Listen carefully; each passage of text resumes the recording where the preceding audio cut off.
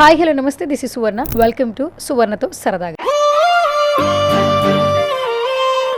ఈ రోజు నా ఎపిసోడ్లో స్పెషల్ గెస్ట్ ఉన్నారనమాట. ఉమెన్స్ డే అంటే చాలా వరకు కొత్త గెస్టులు తీసుకొస్తాం. ఈసారి మాత్రం కొంచెం కొత్తగా ట్రాన్స్జెండర్ స్నేహ రైట్ నాతో పాటు ఉన్నారు. సో ఈ ఉమెన్స్ డే స్పెషల్ మాత్రం స్నేహ అనే చెప్పాలి. ట్రాన్స్జెండర్స్ అంటే ఒకప్పుడు ఒకలా చూసేవాళ్ళు, కానీ ఇప్పుడు మాత్రం అందరూ సలాం చేస్తున్నారు.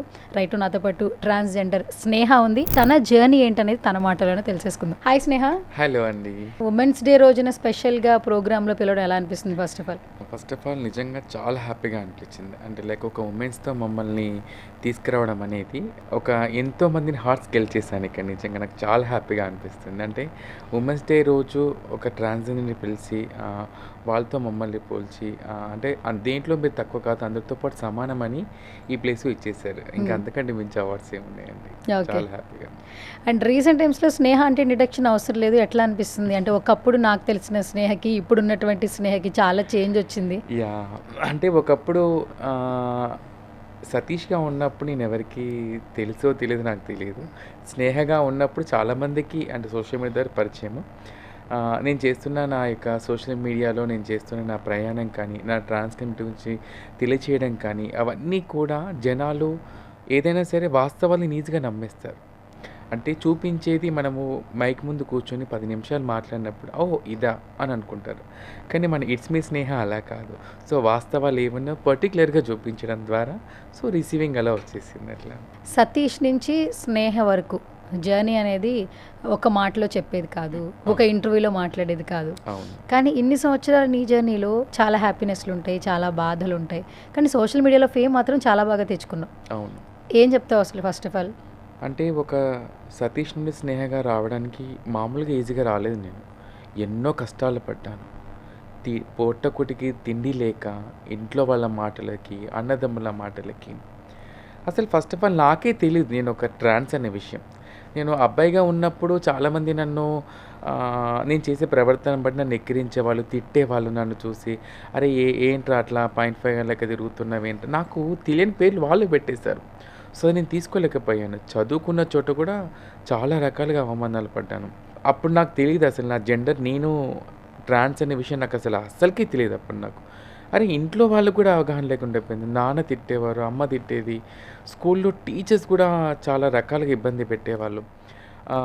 నేను ఒక 8th క్లాస్లో 7th దాకా నాకు అంత అసలు ఏం తెలియదు. ఎక్కిరిస్తుంటే నేను నవ్వేదాన్ని వాళ్ళతో పాటు. నేను కూడా అరే నన్ను ఎందుకు స్పెషల్గా ఇట్లా అంటున్నారు ఏంటో నాకు తెలియదు అసలు. 7th ఎందుకు ఎలా బిహేవ్ చేసేదాన్ని? ఆడపిల్లలా ఆడపిల్లలా మాట్లాడడము, ఎక్కువ ఆడపిల్లలతో కూర్చోవడము, గేమ్స్ ఆడపిల్లల గేమ్స్ ఆడడము, నేను ఎక్కువ అవే చేసేదాన్ని. అంటే నాకు తెలియదు నిజంగా నేను ఎందుకు వెళ్ళి 7th స్టాండర్డ్లోనే. ఇంట్లో కూడా ఆ స్కూల్లో వచ్చేసి మా ఆడపిల్లలతో కూర్చోవడం, ఆడపిల్లల పనిచేయడం అవి చేసేదాన్ని. ఇంట్లో వచ్చేసి రాగానే ఇంట్లో బట్టలు మడత పెట్టాలి, శారీస్ మడత పెట్టాలి, బోల్ దమ్మేసేయాలి, అరే ఇల్లు నీట్గా ఉంచుకోవాలి, అమ్మ బయటకు వెళ్తే ఇల్లంతా చేసేయాలని అలాంటివి చేసేదాన్ని. మా అమ్మ లేనప్పుడు దొంగతనంగా మా అమ్మ చీర కట్టుకునేదాన్ని. నాకు తెలియదు నేను ఎందుకు అలా కట్టుకుంటాను అనేది. నాకు ఒక సడన్ ఏజ్ వచ్చిన తర్వాత నాకు అనిపించింది నేను ఒక అబ్బాయిని కాదు ఒక అమ్మాయిని. కానీ ఆ అబ్బాయిగా ఉన్నప్పుడు నేను పడ్డ చిత్రహింసలు అంతా ఇంత కాదు. నరక యాత్ర అనుభవించాను. స్కూల్లో అవమాన పడ్డాను. నడుస్తున్న చోట రోడ్డు మీద వాడివిడ అనే మాటలు, ఇంట్లో వాళ్ళు, ఇలా రకరకాల మాటలు అనుభవించి నిజంగా చెప్తున్నాను ఆ రోజు నేను పడ్డ బాధలు ఈరోజు ఇంతమంది ఇచ్చే రిసీవింగ్ మీరు అందరూ కదా నేను తీసుకొచ్చుకున్నారు ఫేమ్ అనేది. ఆ కష్టం అంతా ఎప్పటికీ మేము మర్చిపోం. నాలాగా ఇంకా చాలామంది ఇప్పటికీ పడుతూనే ఉన్నారు ఇంకా తెలియకుండా బయటికి. నాన్న ఊకనటోడు నీ వల్ల పరువు పోతుందిరా, ఇక నువ్వు వెళ్ళి సాగుపోయి అని చెప్పేసి అనేవాడు. అమ్మ ఓకే అనేది. అమ్మని వచ్చి మా చుట్టుపక్కల వాళ్ళు ఏమనేవాళ్ళంటే మీ అబ్బాయిని మార్చొచ్చు కదా, వాడు ఎందుకు అట్లా చేస్తాడు.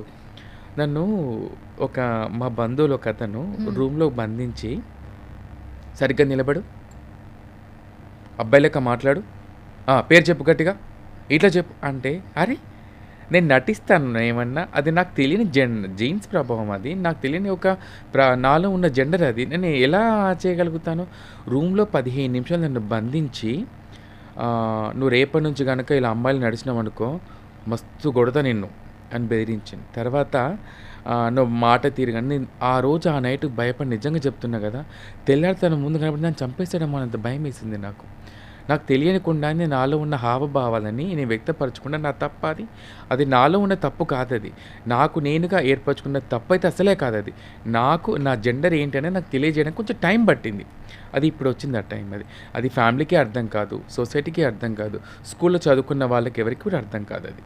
అప్పట్లో ఏంటంటే ట్రాన్స్‌జెండర్స్ అంటే కొంచెం ఇంట్లో వాళ్ళకైనా భయంగా అంటే అవును. మన పిల్లల్లో ఒకడిలా తేడాగా నడుస్తున్నాడు, మాట్లాడుతున్నాడంటే పేరెంట్స్ కూడా ఒక ఇది అనిపిస్తుంటుంది. హ్మ్.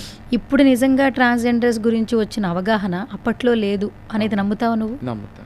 మీ పేరెంట్స్ టైంలో అయితే అస్సలు లేదు. అస్సలు లేదు. నిజంగా ఇప్పుడు నమ్ముతాను నేను. ఎందుకంటే ఒకప్పుడు అసలు అంతమంది ఎక్కువ కనిపించేవాళ్ళు కాదు కూడా. ఎందుకంటే నేను బయటికెళ్ళినప్పుడు నాకు కూడా మా వాళ్ళు ఎక్కువ కనిపించేవాళ్ళు కాదు. ఎక్కడో ఒక చోట మూల కనిపించేవాళ్ళు. అది నాకసలు ఊర్లలో అయితే ఇప్పటికి అవగాహన లేదు. ఊర్లలో అయితే గివిలేంది ఏషియన్ కట్టుకొని వస్తున్నారా అని చెప్పేసి అని ఇప్పటికీ అంటారు ఊర్లల్లో. సిటీలో కనుకుంటే ఇప్పుడు జనరేషన్ కొంచెం చేంజ్ అయింది కాబట్టి సోషల్ మీడియా ప్రభావం వల్ల అన్నిటి వల్ల బయటికి రావడం వలన వీళ్ళ లైఫ్ స్టైల్ ఇలా ఉంటుందా అని చెప్పి చాలామందికి అవగాహన వచ్చింది. మీరన్నట్టుగా మా అమ్మ నాన్నలకి నేను ఉన్నప్పుడు నిజంగా వాళ్ళకి తెలియదు వాళ్ళకి. నా కొడుకే ఎందుకు ఇట్లా అయిండు? ఏంటి నా కొడుకులోని మిస్టేక్ ఏంటి అని చెప్పేసి అని వాళ్ళకి సరిదిద్దడానికి ట్రై చేస్తారు. చేస్తారు. చాలా చిత్రహింసలు పడ్డాను. ఇంట్లోకెళ్ళి అమ్మకి, నాన్నకి చెప్పకుండా బయటకొచ్చేసాను నేను. 14 సంవత్సరాల నరక యాతన అనుభవించాను నేను. తల్లి ప్రేమ నోచుకోలేక, అక్క చెల్లెల ప్రేమ నోచుకోలేక, బంధువుల పెళ్ళిళ్ళకి దొంగచాటుగా వెళ్ళడానికి కూడా అవకాశం లేకుండా పోయేది మాకు. అలా అప్పుడు మేము పడ్డ కష్టాలు అంతే ఇంత. ఇప్పుడేంటంటే కొంచెం ఈజీగా పోయి రాగలుగుతున్నాము. దానికి దీనికి ఇప్పుడు కానీ అప్పుడు ఉన్న సిట్యుయేషన్‌లో ఫ్యామిలీస్ దగ్గరికి వెళ్ళడానికి మధ్యరాత్రి పూట వెళ్ళి వాళ్ళని కలిసొచ్చేవాళ్ళం. నేనే ఇప్పుడు తల్లి నువ్వు కలిసొచ్చేవాడిని. సెవెంత్ స్టాండర్డ్‌లో నీకు ఒక ఐడియా వచ్చింది. అవును. అమ్మాయిలా మారటం, అమ్మాయిలా పనులు చేయడం ఓకే. ఇంట్లో తెలిసింది. ఎప్పుడు నువ్వు అసలు బయటకొచ్చేసావు? అంటే ఇంక నేను నువ్వు ఇంకా అబ్బాయిలా సతీష్‌లా ఇంట్లో బ్రతకలేకపోతున్నావు. అవును. స్నేహగానే బ్రతకాలనుకున్నావు. అవును. ఏ ఏజ్‌లో బయటకొచ్చేసావు? 10థ్ అయిపోతుంది నాది. 10థ్ అయిపోయేటప్పటికి నేను నైన్త్ అయిపోతుంది. నైన్త్ అయిపోయిన తర్వాత మా ఇంట్లో వాళ్ళు చాలా హరాస్ చేసేవాళ్ళు నన్ను. వాళ్ళు పెట్టే ఇబ్బందులకి నేను సరిగ్గా ఫుడ్ తీసుకోకపోవడము, క్లాస్ ఫస్ట్ వచ్చేదని వెనక పడిపోయాను. టీచర్స్ అంతా గమనించి "నువ్వెందుకు బ్యాకప్ అయిపోయావు" అని చెప్పేసి అని వాళ్ళు కొంచెం నాతో మాట్లాడితే, మా ఇంట్లో చాలా పేద కుటుంబం మాది. నిజంగా పూట కూడా గడవడానికి ఇబ్బంది ఉండేది. వాళ్ళన్నారు "వీళ్ళ ఇంట్లో ఏమైనా ఇబ్బంది ఉంది కావచ్చు, మరి లేకపోతే వీడిని హాస్టల్‌లో ఏద్దామని" చెప్పేసి అన్నారు. టీచర్స్ అంతా బతిలాడి హాస్టల్‌లో ఏశారు నన్ను. వాళ్ళ మాట్లాడి ఒక గవర్నమెంట్ హాస్టల్, బీసీ హాస్టల్‌లో నన్ను ఏశారు. ఏసిన తర్వాత అల్ల కూడా నిజంగా చెప్తున్నానండి, అవి గుర్తుకొస్తే ఒక్కొక్కసారి బాధ అనిపిస్తది. చెప్పకూడదు గానీ, ఒక్కొక్కరొచ్చి నైట్ పూట మా పక్కన పడుకొని నరకయాతన ఇబ్బంది పెట్టేవాళ్ళు నిజంగా. అంటే మా నడక, మా విధానాన్ని చూసేవాడు. నైట్ పూట వచ్చి ఎక్కడ పడితే అక్కడ టచ్ ఆ టైంలోనే అంత ఇబ్బంది పెట్టేవాళ్ళు మమ్మల్ని. హాస్టల్‌లో కూడా. అబ్బాయిలా? ఆ! నాకనిపిచ్చేది. లేకపోతే ఫుడ్ కోసం లైన్‌లో నిలబడతాం గదా! ఎక్కిరించేవాళ్ళు అందులో కూడా. "ఏయ్! వాడికి వేరే లైన్ కట్టియండ్రా. ఏయ్! నువ్వు ముందుకు రా" అని ఎక్కిరించడము. ఒక 100 మంది ఉంటారు హాస్టల్‌లో. అలా వాళ్ళందరూ ఇబ్బంది పెట్టడము, లేకపోతే వాళ్ళంతా కలిసి గ్రూప్‌గా మాట్లాడుకొని వాడొస్తున్నాడని చెప్పి సైగ చేయడము. తర్వాత మధ్యరాత్రి పూట నేను ఫేస్ చేశానవి. నేను పడుకున్న ప్లేస్‌లో తెల్లారేసరికి నా పక్కన 2, 3 పిల్లలు చేంజ్ అయ్యేవాళ్ళు. చాలా నరకయాతన అనుభవించాను నేను నిజంగా. అప్పుడు ఎవరికైనా వెళ్ళి చెప్పామనుకో, వాళ్ళే మమ్మల్ని తిట్టేవాళ్ళు. "ఏయ్! ఇన్ని రోజులేంది ఈడేంటి ఇప్పుడేంట్రా"